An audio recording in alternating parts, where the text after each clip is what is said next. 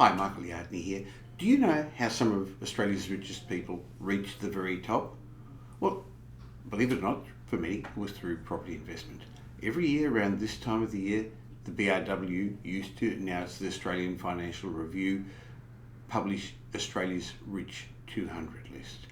And I looked at it again this year, so I thought I'd share some lessons, in fact 4 lessons I've gleaned from studying this for over 34 years.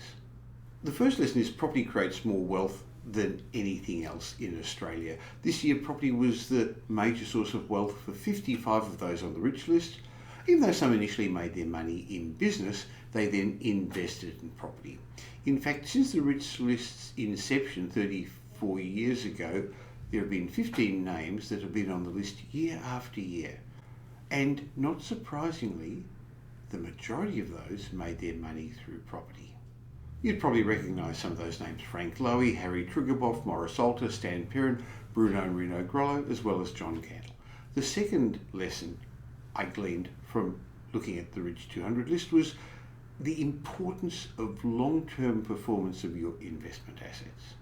It's no secret that in the past decade or so, the resources sector has been an important part of Australia's economy. It helped us get through the global financial crisis, and it also created, in its time, a number of super rich people. But the question is, where are they on this year's Rich 200 list?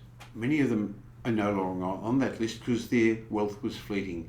Once the resources boom busted, they lost their money, the money that they temporarily had. So the rich list once again shows us the importance of long-term wealth creation, and this year once again the main source of wealth was property. 55 people in the Rich 200 list made the majority of their money through property, even though, as I said, some started off in business. About 16 out of investments, 13 out of financial services, 13 out of resources, and a smaller and smaller group from retail and technology.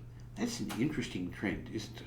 The third lesson really is that the rich keep getting richer due to property, and it's interesting because I guess I'm saying the same words in different ways, but even number 1 on the list, Anthony Pratt, who topped this year's rich list with a record wealth of $12.6 billion, made his money out of paper manufacturing and paper recycling, but he again invested a significant portion of it in property. Let's look more carefully at the number. The total wealth on the rich list was $233 billion. This means the average wealth of the rich listers was $1.16 billion. This is the first time the average wealth has been more than $1 billion. There are also more billionaires than in previous years, 60 to be exact, up from 53 a year ago. And, not surprisingly, a large number of those new billionaires made their money through property, like Canberra Airport owner Terry Snow and veteran transport magnate Peter Gunn, who parlayed his fortune into office and industrial parks around the country.